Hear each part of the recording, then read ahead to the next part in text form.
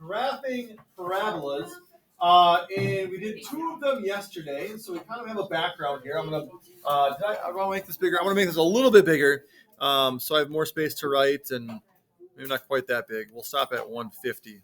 There we go.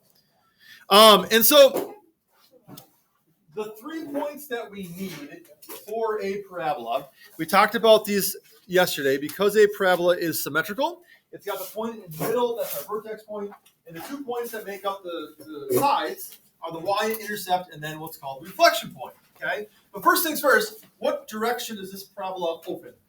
What direction does the parabola open? Sam, why is it up? What? Didn't you answer? No, I did. Oh, Cole, why is it up? Because x is not negative. Nothing to do with x. Or whatever thing's not negative. Katie. Right, our a term, okay, our coefficient to x squared is positive. Now, Naveen, what is the coefficient to x squared? This trips people up. It's not 0, Katie.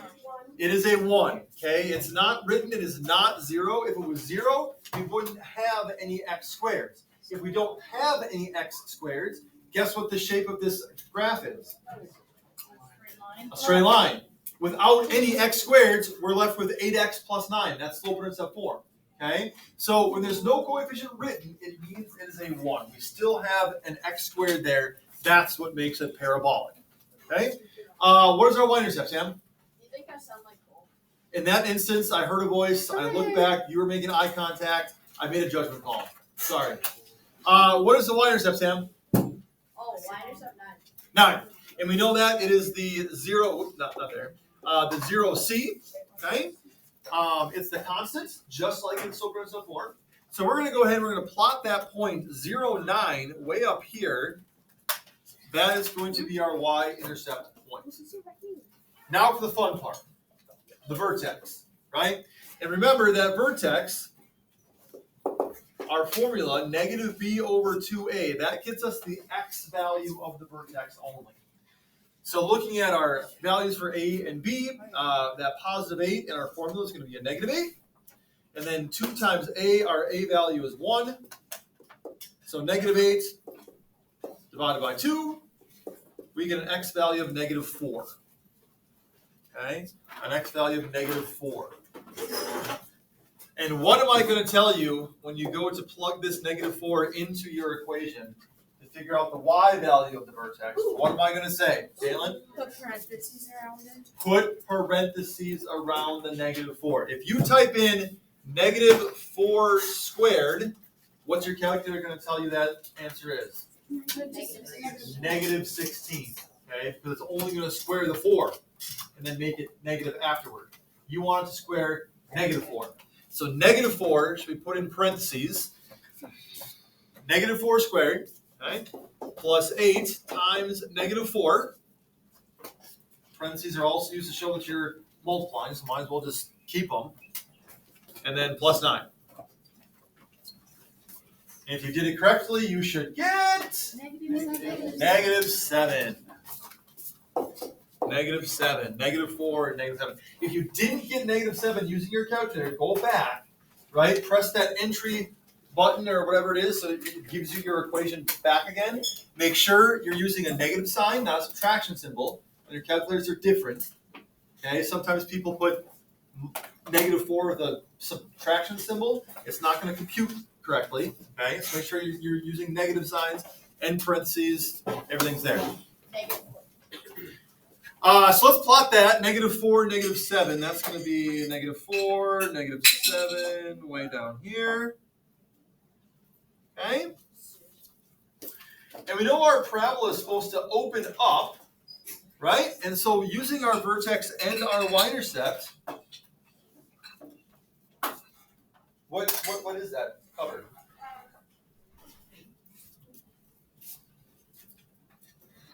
What's it a cover for? Silly putty? Should call it distracting putty. They should call that. From our vertex to our y-intercept, we only have half of our parabola. Right? Whoops, I missed. Okay? Only have half of our parabola. Where does the other half come from? We got 2 of the 3 points. Paul, how do we get point number 3? You have to draw the imaginary line from the y-intercept. Yeah. What's that called?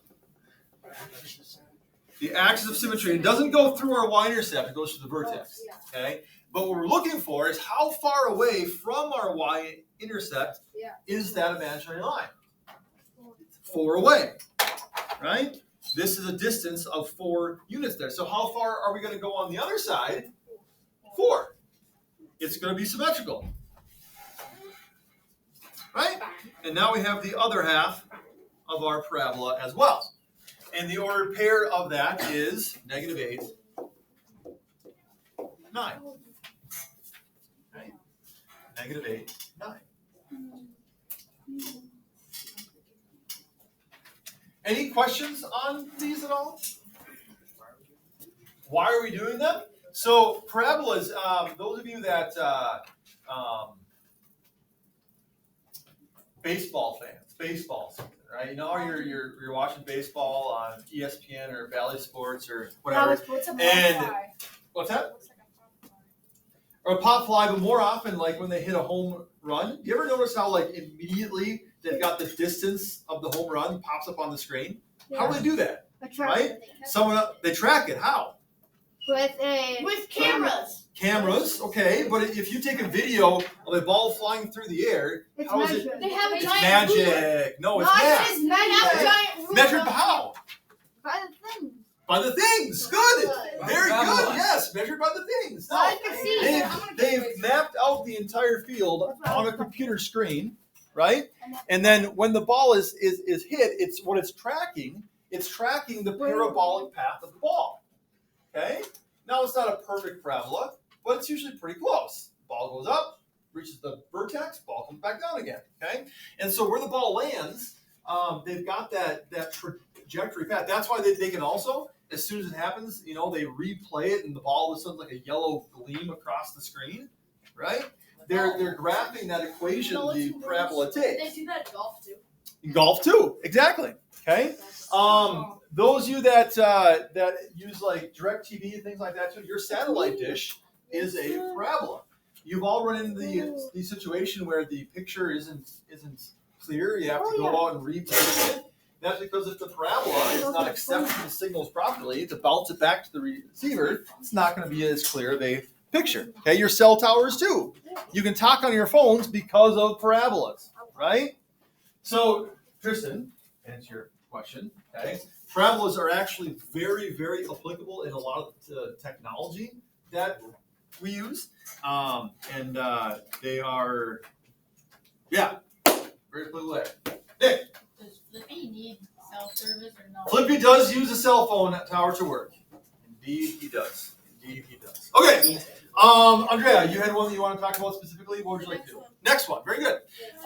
Any more questions on this one before we go on? Okay, so the next one, I'm going to slide over here so we can show our work. -4x squared plus 10x minus 1. What direction is this parabola opening, Garrison? I didn't raise my hand. I know. What direction is this parabola opening? Down. -4x squared plus 10x minus 1. Down. Down, and we know that because our A term is negative, right? That -4x squared. The y-intercept of this parabola, Maddie? 0 and -1. 0, -1. We know that from the C term there, okay? And now for the fun part, the vertex, right? We are looking at that -b over 2a. So that positive 10x, that positive 10 in our formula is going to be negative. And we're multiplying 2 by -4, which gives us -10 divided by -8. We got a fraction. Okay? 5/4. I'll make that a little bit clearer so it's not 459. Now, here's the thing about decimals. Decimals and fractions are equivalent values, but what if this fraction didn't work out quite as pretty as 1.25? What if it was like 3/7, where the decimal goes on and on and on and on and on? Okay? Why would you not want to use a decimal value in that case? Here it's okay, right? 5/4, if you want to use 5/4 or 1.25, doesn't really make a difference. But something like 3/7, where it's like 0.42 blah blah blah, why wouldn't you want to use a decimal there? Yeah. Because it'll be harder to graph. Harder to graph, perhaps, although 3/7 isn't exactly easy, but sure, harder to graph. Maddie? Like make a messy equation. Could make a mess of your equation. Or no, like it would just make it like more difficult. Okay. How about accuracy? When you round a value, aren't you losing some accuracy? Yeah. And whenever you round a value and then use that rounded value in a new equation to find the y, if we round x because it's nasty, and we use that rounded value to find y, not only is x slightly inaccurate, but y is going to be even more inaccurate than what it actually is. Now, why does that make a difference if we're talking about decimal values here? Well, if you are building like a medical device, okay, that is going to go in and repair, a hole in an artery or something like that, clean out an artery, it's got to be very, very, very small. And we're talking about things that are very, very, very small. The measurements have to be precise, right? So as you get older and get into the higher maths, which quadratic algebra is, we use decimals less and less. Because whenever you round, you're losing value. Okay? So, again, 5/4, it's a nice clean end, 1.25. It's okay to use it there, but it was something like 3/7 or 5/6, something that the decimal doesn't end. Okay? You want to keep it a fraction. Okay? Are we off my soapbox? All right. But we'll use 1.225 here. And so finding y now, we're going to go to our equation. -4 in parentheses 1.25. If you want to put 5/4 in there, that's totally fine. You'll get the same result. Plus 10 times 1.25 and minus 1. And if you do it correctly, you should get Polzinski? 5.25. 5.25. Do you have a second on that? Yep. Yep. 5.25. I got 9 1/8. If you didn't get 5.25, go back and check your input. If you can't figure out what you did wrong, raise your hand, and I will come around and I will assist. I have no idea what this is. Anybody need some professional help? Whatever, I didn't use a decimal. You use 5/4. Yeah. And what answer did you get? 9 1/8. 9 and 8. That's not right. I know it's not. Did you figure out what you did wrong? Not really. Would you like some help? Sure. Okay.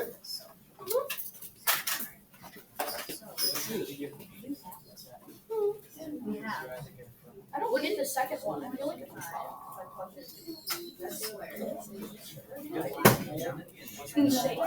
Okay, so you're adding -4 and 5/4 here.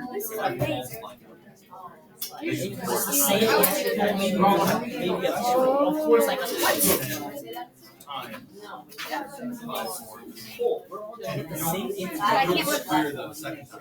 You copied off your first one.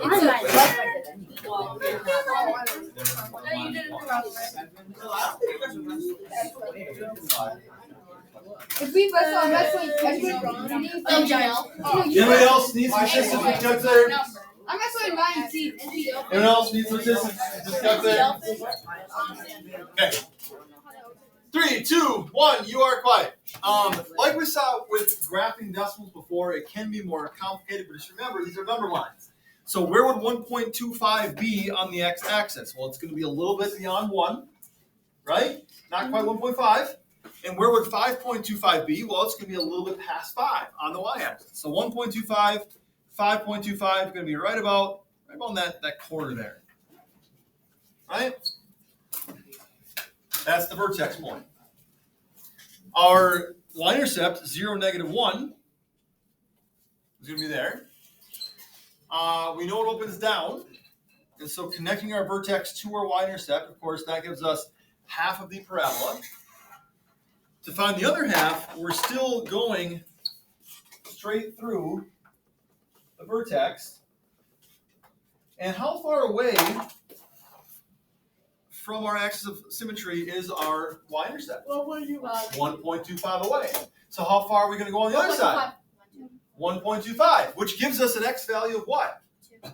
2.5, right? 1.25 on the left side plus another 1.25 will give us an x value of 2.5.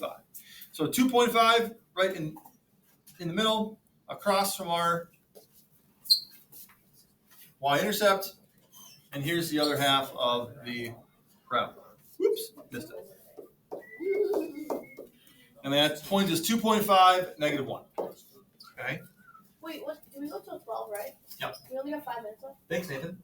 Now, there is a relationship between our vertex point and our reflection point we haven't talked about yet. Take a look at the 4 examples that we've done. Take a look at our vertex point and our reflection point and tell me anything that you notice to be interesting. Here it was, what was our vertex here?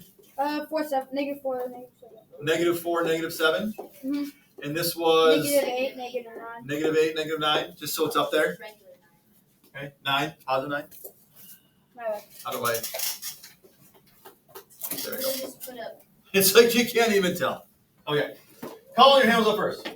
Yeah, so the x value of the reflection point is the x value of the vertex point times 2. Okay. The x value of a reflection point will always be double the x value of the vertex. Here it's -4, double that, -8. Here it's 1.25, double that, it's 2.5. Okay? Why is that? Well, it's because this vertex point, remember, it's in the middle, and we're comparing it to wherever a y-intercept is. So however far away the x value of that vertex is from the y-intercept, you just got to double it, and that's going to give you that reflection point, the x value of the reflection point on the other side. Isn't that cool? Yeah. Boom! Totally. Okay. So, That was totally awesome. there you have it. Questions on graphing parabolas? Other questions that you might have? Not the rest of them, no. What I'd like you to do for Monday, because tomorrow we're going to talk about the math packet. I owe you a math packet discussion day. Let's see. do all of it? You just said no. I would like you to do Finish the page. of the 6 that remain. You know what? Just do. Just finish the page. Yeah, just those 2. Thank you. Thank you. Y equals -x squared plus 2x minus 4, and y equals 9x squared plus 12x plus 2. No. I don't even have it here. It's still at home. Questions, comments, concerns, complaints, comments, congratulations, criticisms on this. Will I be wrestling? No. Are we Wait, in we're wrestling? That's I am. Don't forget to like